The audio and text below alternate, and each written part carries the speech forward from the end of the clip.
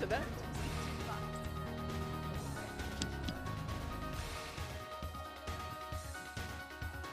Hey.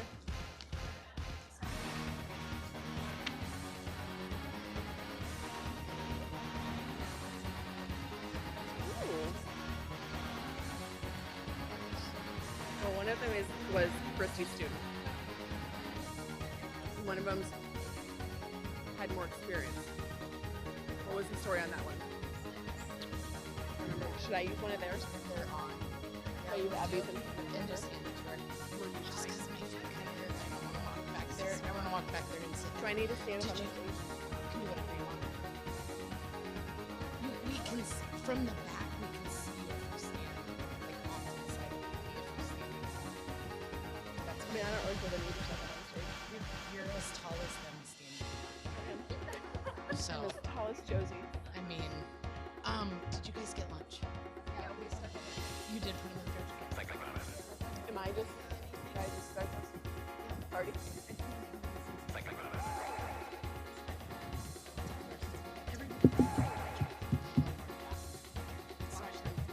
It's on.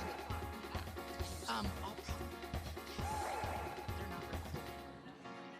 Yeah. I'll do like 5 minutes. Do you have time for questions? I don't fully know. Okay. I timed myself and I think we'll So if should you have time. keep talking, Give me like a 10-minute one 10 minutes. just to make sure. Okay. Because I want to get through all the videos for sure. Okay.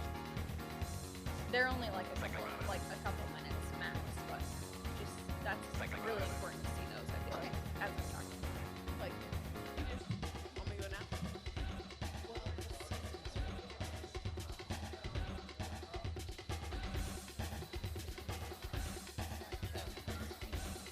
So like you go for a while and then I yeah. That is a lot.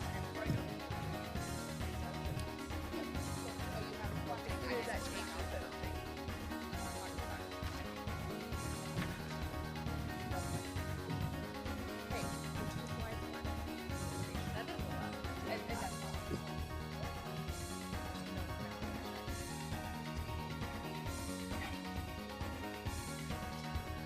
Okay, guys, can everybody hear me? While you guys finish your lunches, we're going to get started with the next presentation. I have the pleasure of introducing our panel discussion, which is going to be about a transdisciplinary approach sharing a case study. So I'm going to introduce each of the participants or each of the speakers here, and then we'll get started. So first we have Abby Furch. Abby is a skilled neuro-based speech therapist with 6 years experience at On With Life. She has special interests in treating people into disorders of consciousness, manual therapy for swallowing, and cognitive support for people with spinal cord injuries. She's dedicated to enhancing the quality of life for the person served through therapeutic approaches tailored to their specific needs. Next, we have Josie Krause. Josie has been part of 3 different of our On With Life programs in her rehab career. Being a part of On With Life's supported community living, residential rehab, and case management programs has grown her knowledge as a social worker.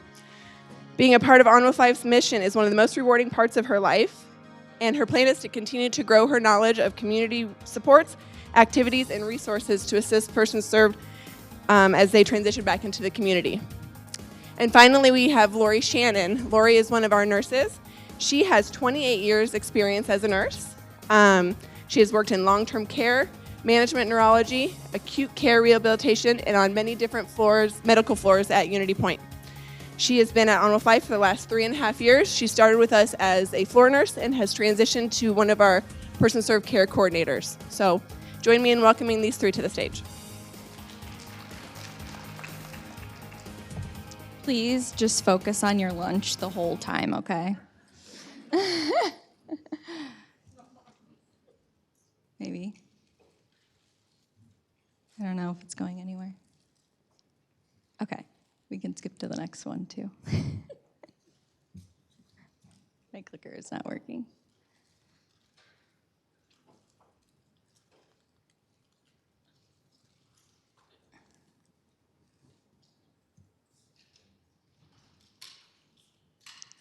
I promise it's not me.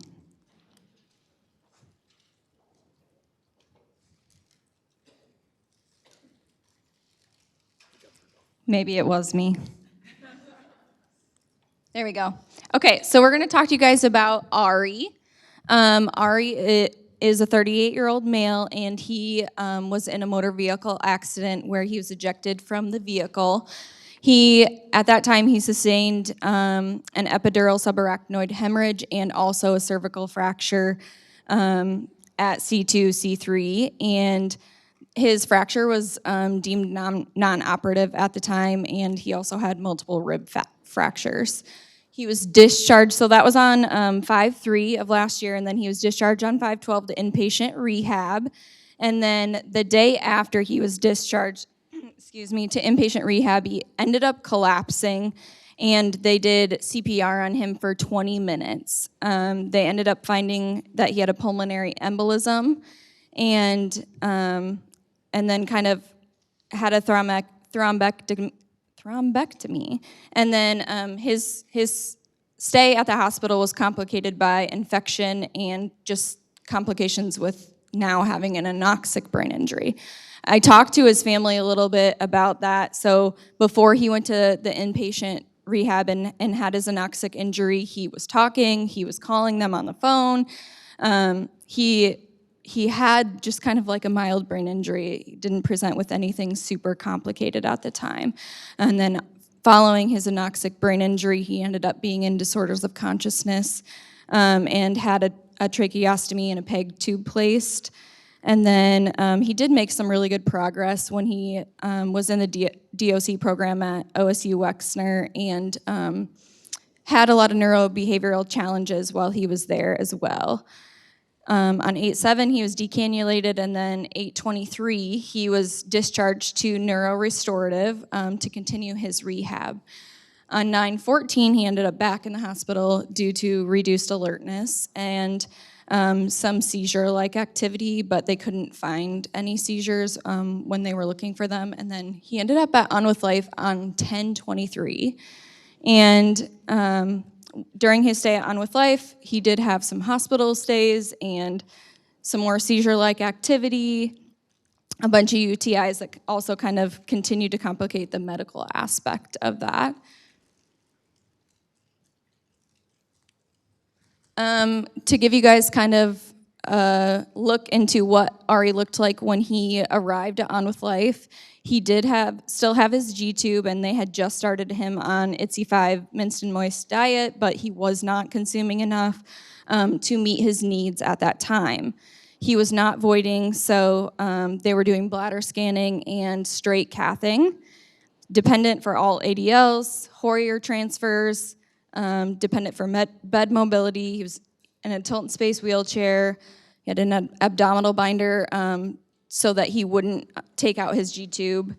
And he was talking a lot, but you could not understand what he was saying. Also unable to follow any commands when he got to On With Life.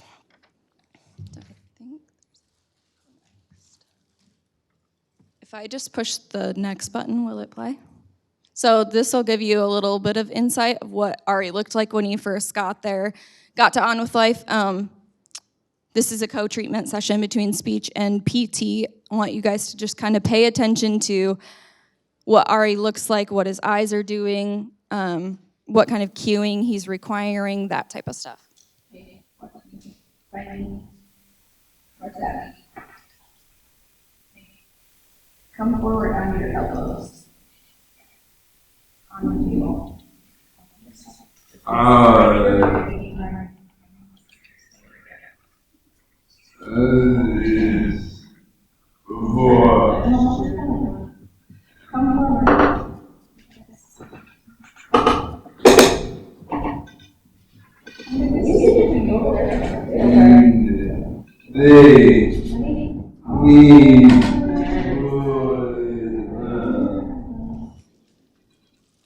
Relax on your arms.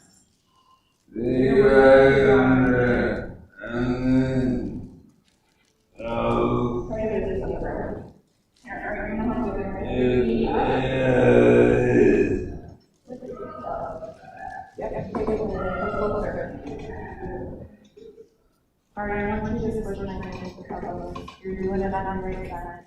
Try on the left.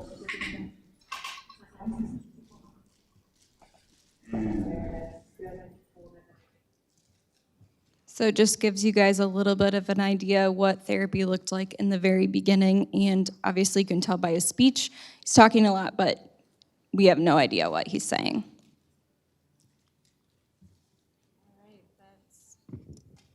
All right, I guess it's my turn. I'm going to set my timer because I have a tendency to just keep talking and babbling on. So when it comes to nursing, as you can see with Ari's barriers, there's, he's got cognition. With the anoxic brain injury, it does affect his vision. So not knowing what all of his barriers are when he came to us at On With Life, we had to get to know Ari as well as Ari having to get to know us. So during the beginning, it was a little difficult for Ari as well as us. Like I said, his cognition as well as his vision. We talked to him to let him know what we were doing when providing his cares. There were a lot of times that he did refuse cares. He refused his medications. Providing cares for his PEG tube was very difficult.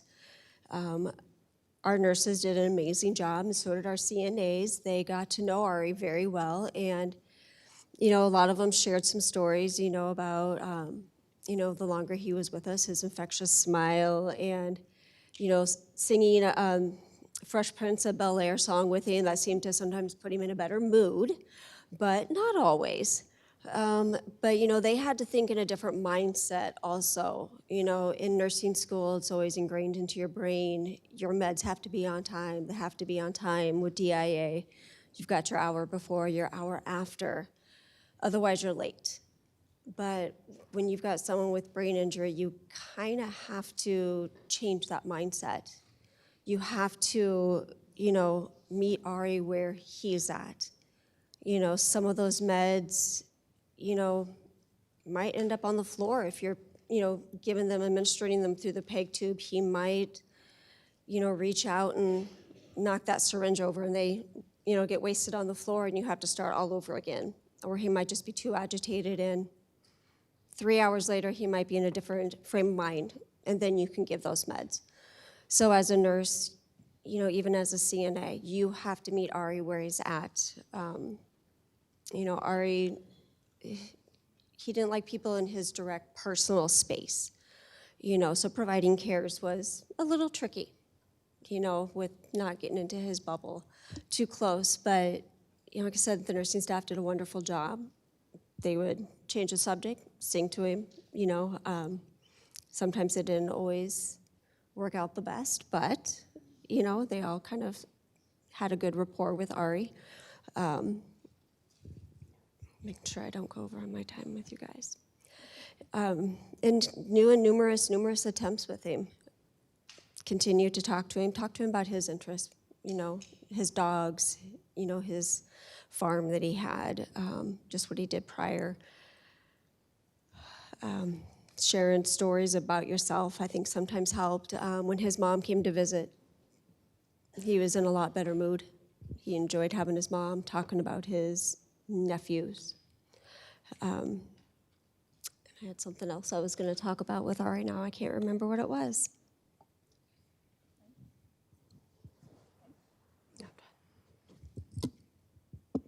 Okay, I'm going to dive into therapy barriers, but also just these barriers were carried across all of his care.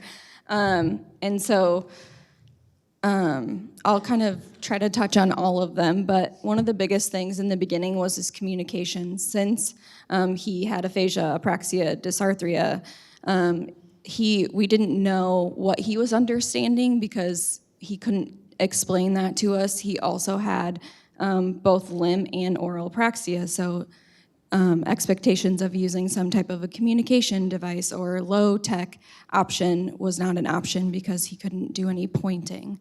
And so we ended up finding out that verbal yes-no was the greatest accuracy, but still was very variable. But something that we have at On With Life, I think they mentioned in the nursing one, is a lifestyle survey. And so before they admit their family or they fill it out. And so we did know a little bit about him, but also like just basic biological stuff. Where is he from? What's his name? Who's his family? Where does he live? What's he do for work? And we use those questions when we're trying to get a basis for what they're understanding when we're looking at yes-no reliability. And so we start there, and then that gives us a pretty good idea kind of to know how they're best communicating. And one of the biggest things that we do with that is then we communicate that to all of our staff and nursing staff. We have a specific sheet that goes in their room that's a different color that explains to kind of whoever comes in the room what their yes-no reliability is, how they're communicating, what's the best way for them to understand, those types of things. And then, as you guys heard earlier, we have all of those meetings, so we're constantly talking about our person served and communicating with everybody so that everybody's on the same page. With the apraxia, specifically with swallowing, it was a huge barrier in the beginning because instead of swallowing, sometimes he would spit his food out. And this was a common occurrence in the beginning, and one of the things that I did right away was switch him from ITSE 5 to a regular diet, because it actually was, the apraxia was the barrier, not necessarily the dysphagia, and having something that he could hold in his hand. He had a greater success with eating, and it just felt more real, more natural for him, so that was huge. But the self-feeding, kind of just all aspects of eating, was really difficult in the beginning. We had to have 2 people feed him, one to hold his left hand that was kind of alien hand and did its own thing, and then another one to help him with the self-feeding aspect of it. He did best when he could feed himself, but then also getting him to attend to a utensil or realize that you're trying to help him. We had a lot of challenges, neurobehavioral challenges, swatting us away, increased agitation, those types of things. So consistency overall with those was the biggest thing that we used. We had the same people see him for meals if we could at all times, just because usually when we didn't, those were the days that he had more difficulty. The same cueing every day. So I saw him typically for breakfast. OT could see him for lunch, and his family was there as well. So we trained them, made sure they were, his mom was great, and she was pretty much already trained. So but she would eat with him at all of his meals to ensure that he was getting the right cueing and stuff like that. But I think the biggest takeaway for that is just that although he was spitting out his foods and he might miss a meal here and there, that didn't make us shy away from thinking about getting rid of that G-tube. Just because he missed a meal every now and then, we really monitored his weight. And so we were eventually able to get rid of his G-tube, or we would offer him a different option like a Thrive ice cream or a protein shake or something like that. So just keeping that in mind and not letting that be the barrier to getting rid of someone's G-tube. And then, let me make sure I didn't miss anything. With ADLs, same thing, consistency with cueing, having OT or kind of whoever's seeing him know what cueing he's needing. Consistency, consistency, consistency. Doing the same cueing, the same things over and over again were really what guided his success.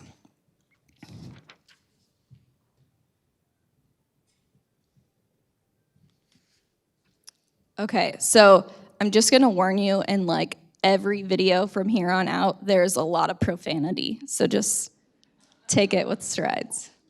So this is Ari. We had a chili cook-off in which he participated in making his own chili. He told us that it tasted like shit. But so here he is with I and the occupational therapist trying some of the chili. So I want you guys to kind of, I have 2 videos, so I'll play them back to back, but look at kind of just the apraxia type things that he's doing with his utensils, and you'll get a kick out of it. Try it. Isaac.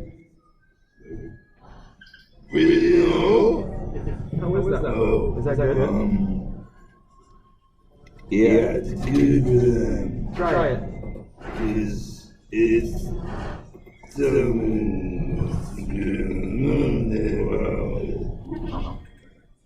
oh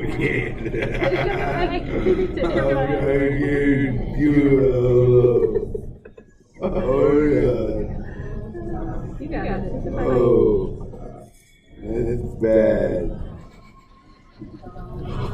You take a bite.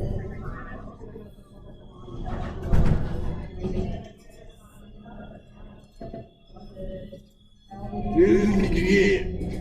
Legit? Is that what you said? Yeah. It's legit or it tastes like shit?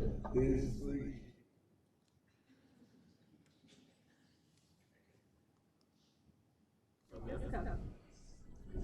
Yep, go ahead and let go of it.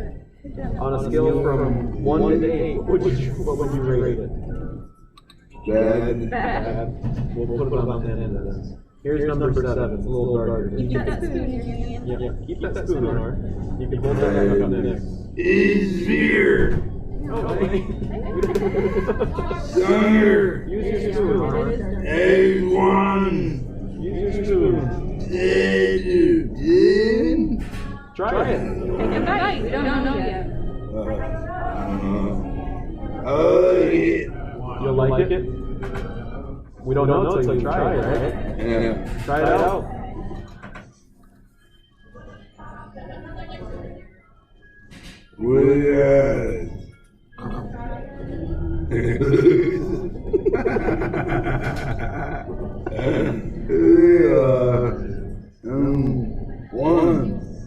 One, two, three. Take a bite.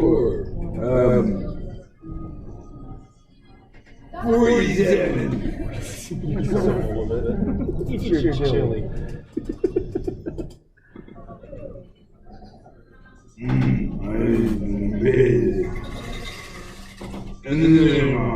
Hang on, think about it. How does it taste? How's the flavor? In the first video, I don't know why it got cut off, but when I said, "Did you say this is legit?" Travis said, "Or did you say it tastes like shit?" And he said, "It tastes like shit, and it's legit."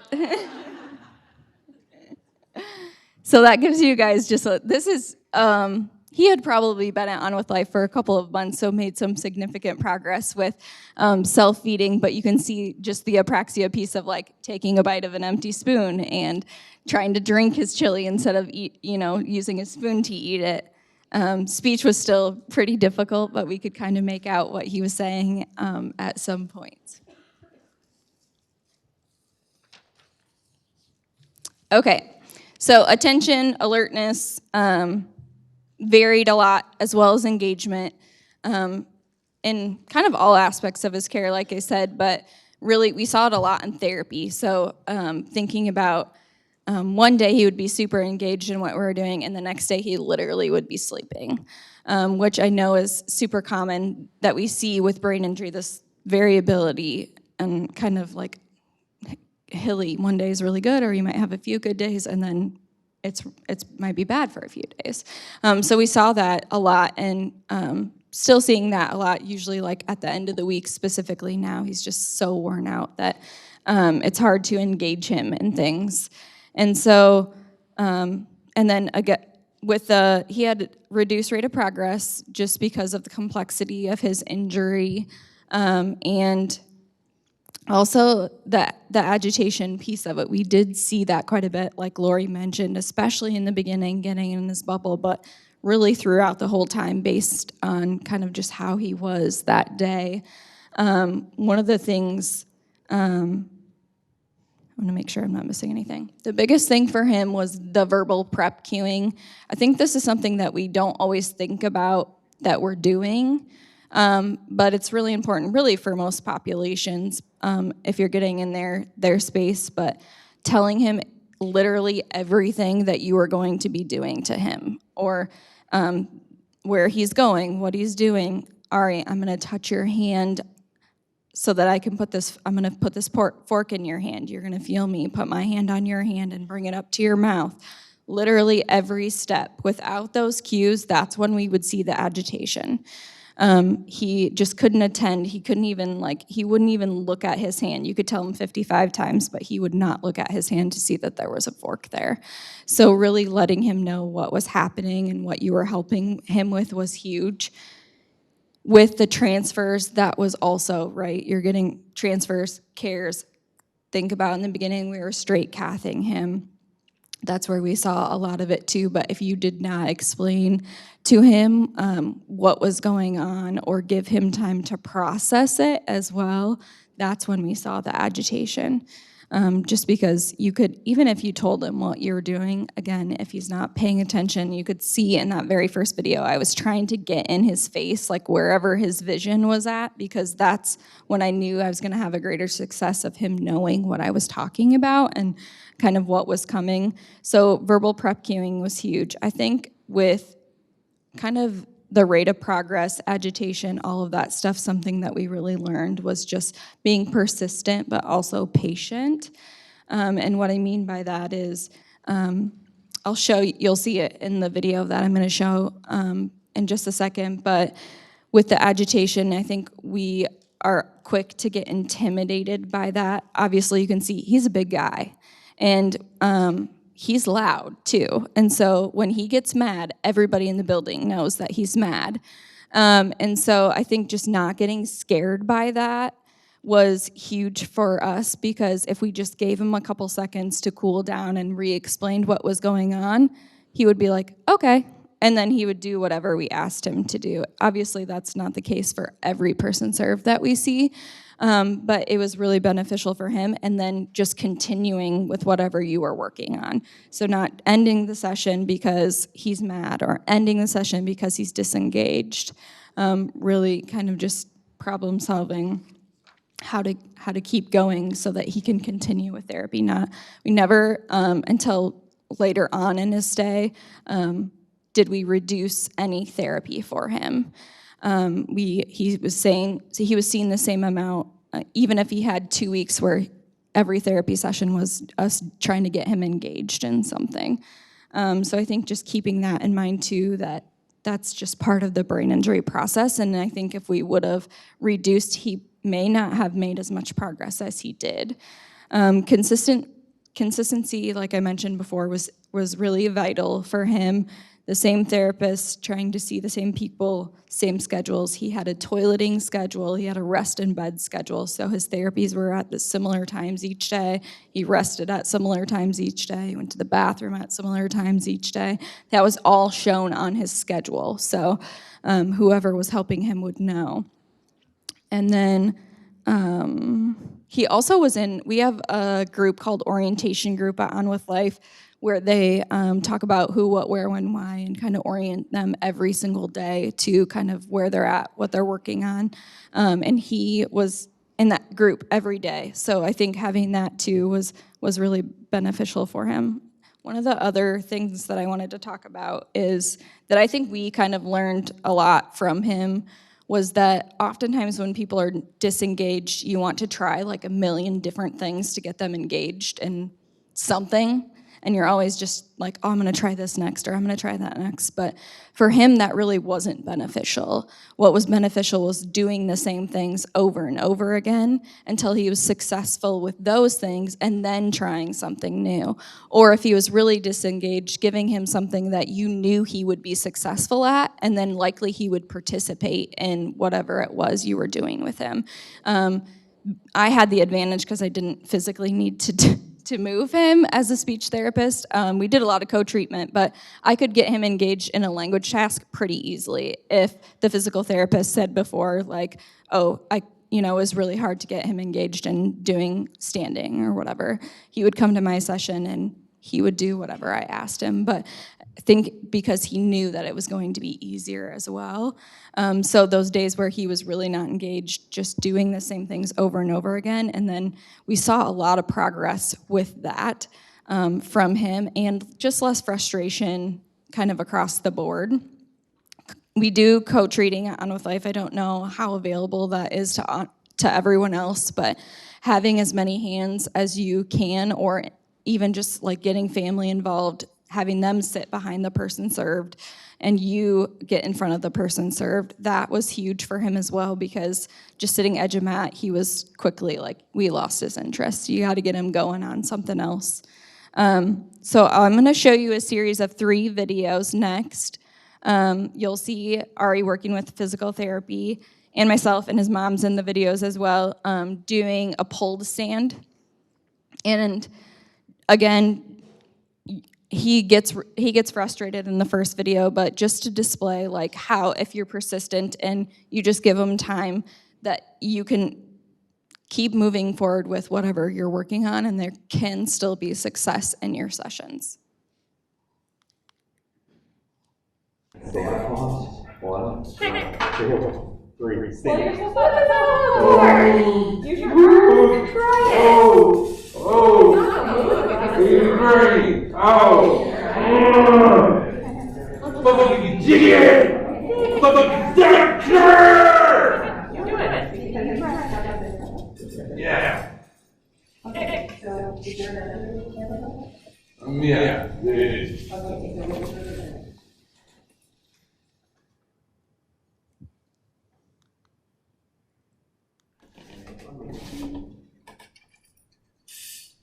Is your arm? Yeah. Let's try it. Let's try it. Stand up and then you're waiting for this. Wow. 2, 3. Oh, good. Okay, reach up, or reach up here. All the way up, ready? All the way up here, arms up. All right, look up here, right here. Oh, So. Poor video on my part as far as where my camera was placed, but I want you to pay attention in the next video. So these are consecutive sit to stands.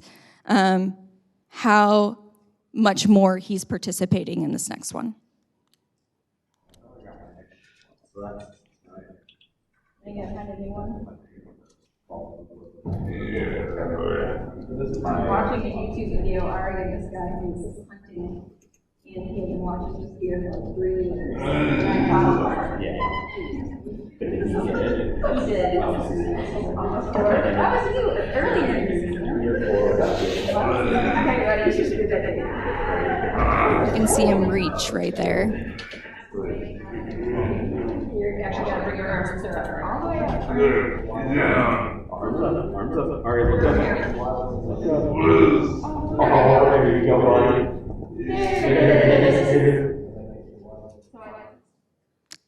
Once he was up, he could stand for quite a while if I kept him distracted.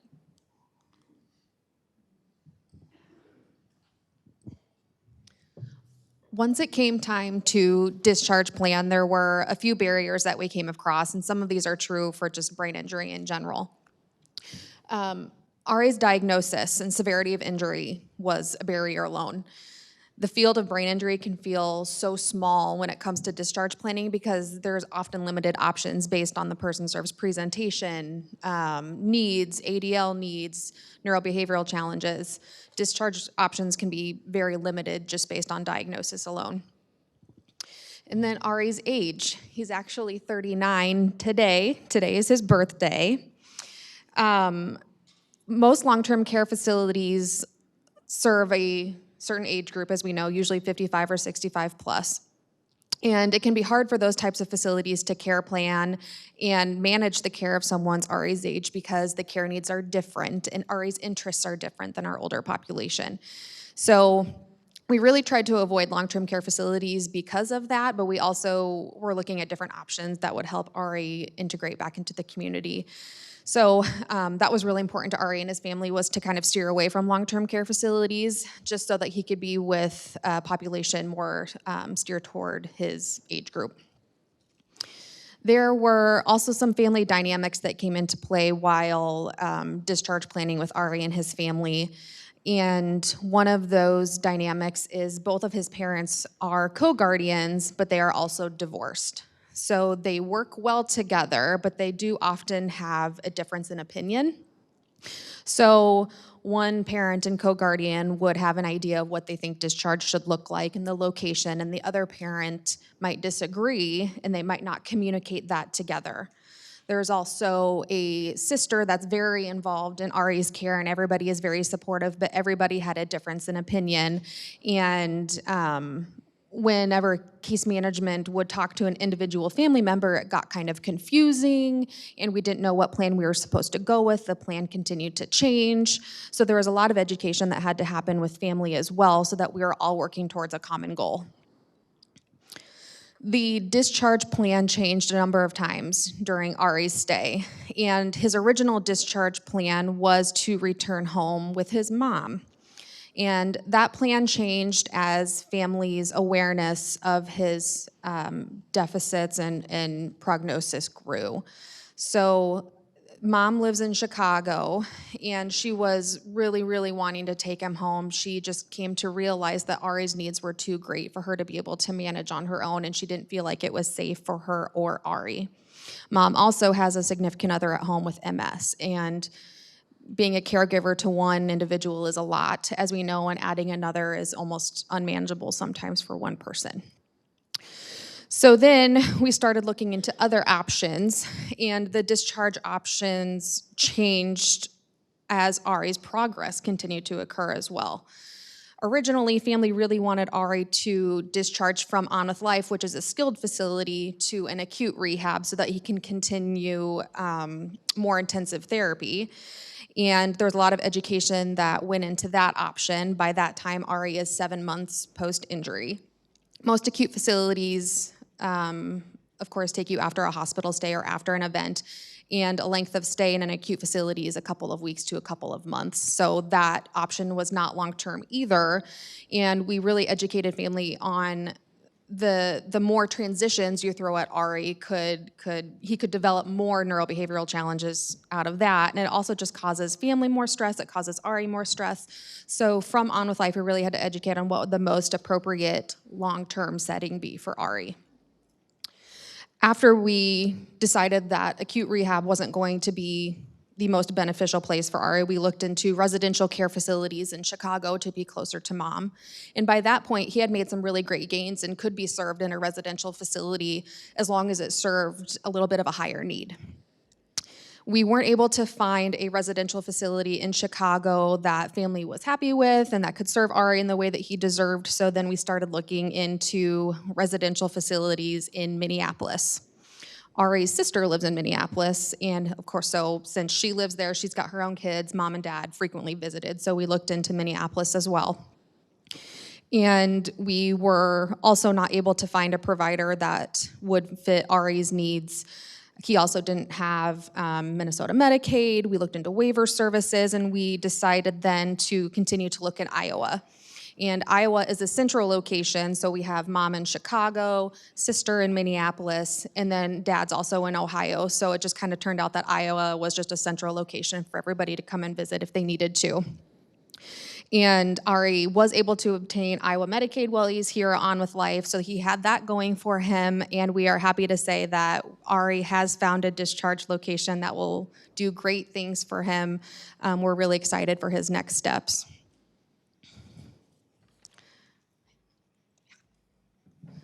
So, how did we overcome these barriers that we just talked about? With family, we really had to come up with an effective means of communication.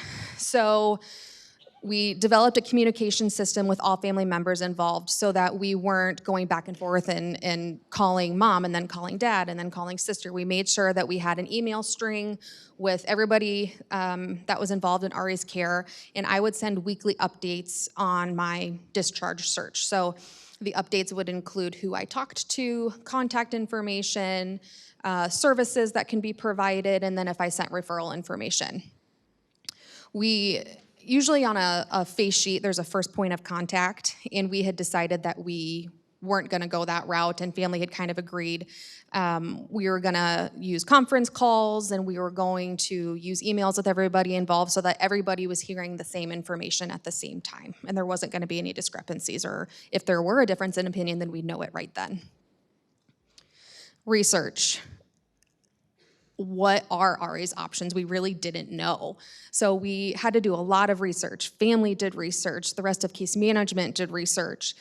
And with Ari's not so straightforward presentation, neurobehavioral issues. He really needs a specific type of care that's going to be able to manage all of that in his variability throughout the day and throughout the week kind of comes into play too. And because Ari had ties to other surrounding states, case management really had to look into the Medicaid system and all of the surrounding states, or whichever state we were looking into, as well as waiver services, if Ari would qualify, and then if they had services that could serve him. There's a lot of research that went in that way as well.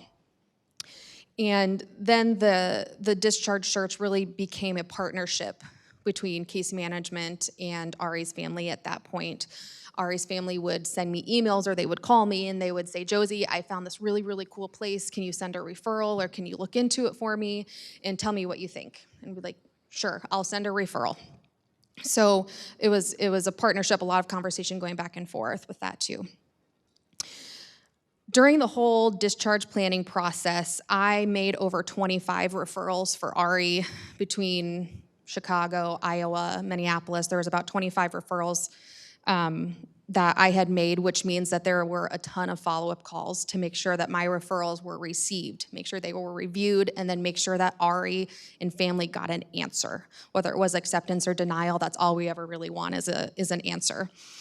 So I really had to be a squeaky wheel daily, and I'm sure that I made some not so friendly enemies in other facilities just because my calling just wouldn't stop. But you know that feeling when someone leaves you on red in your text messages? That's what not getting an answer after sending a referral feels like. Yeah. So just to put that into perspective. But after we found a discharge location for Ari and family, and Ari can just continue his rehab on with life and move on to the next location, things really just got easier from there, and you can tell that the stress of that search between Ari and family had just kind of gone away, and now they're just riding the great ride, so. Okay, let's talk about how Ari is doing now. So he's been on with life, like I said, since October. So a long time. We've been grateful that we've been able to have him for that long because that is not common these days. He does not have his G-tube. He's no longer needing cathing. He's actually continent at times.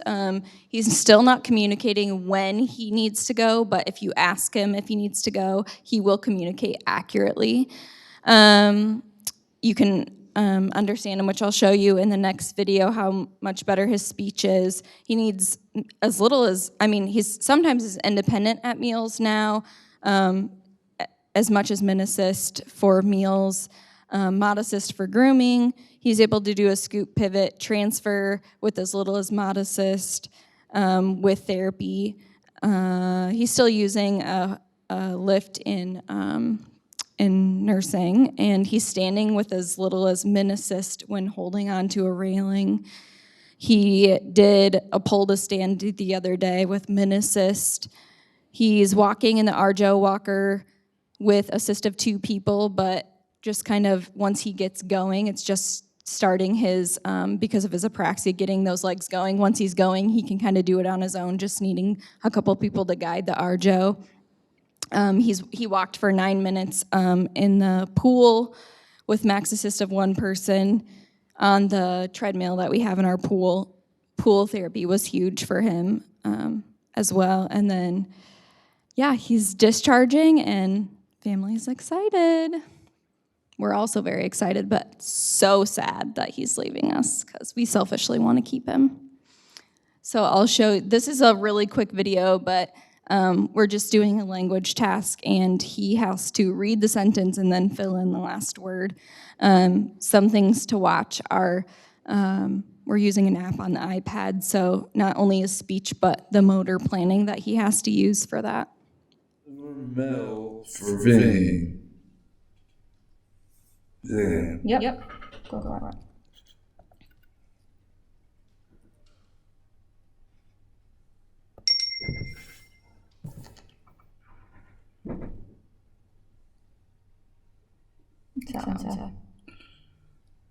This thing since bread. Go ahead. Point He said the best thing since sliced bread. I didn't catch it. Bread was he's looking at a field of 4 options. What's that one say?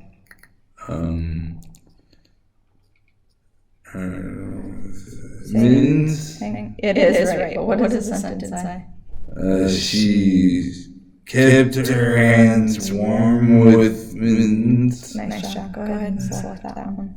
and well, I don't know. Can you select that one on the iPad? Gets distracted by seeing himself in the Read it. camera. No, right here. Let's do this last one. Oh, just kidding. You finished. Okay. So just some quick takeaway points as we wrap up, and you guys can ask questions if you have any. Just being flexible with providing specifically those nursing cares. Like Lori said, just kind of meeting him where he's at that time and not thinking, I have to get this done because it has to be done in this time frame. Specifically with med management, meeting family where they're at, being consistent and having predictability was huge for him. So remembering that, especially with apraxia, don't be afraid to use the same tasks over and over again instead of thinking that you need to switch things a million times to try to get someone engaged in the task. Don't be intimidated by agitation. Just give them some space and kind of use the strategies that you and your team have communicated for that. Engagement and alertness can vary in our population, but it doesn't mean that they can't make progress. And it might take longer than we want it to, but you can see that because we continued with the same amount of therapy despite all of those challenges, he did really make a significant amount of progress, especially because of this, based on the severity of his injury. He did make kind of fought against that and made a lot of progress. And then even though the progress is slow, it doesn't mean that they're not benefiting from your level of care, so just keeping that in mind as well. Does anybody have questions? Anybody?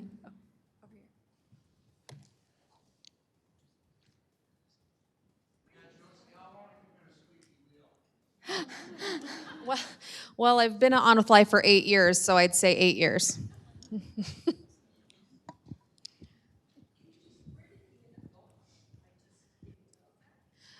He will be discharging to neuro rehab care in Waterloo. Yep, a CNRS program.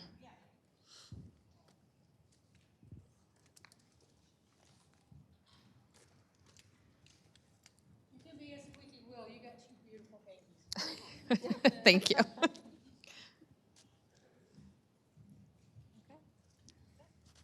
Thanks, guys.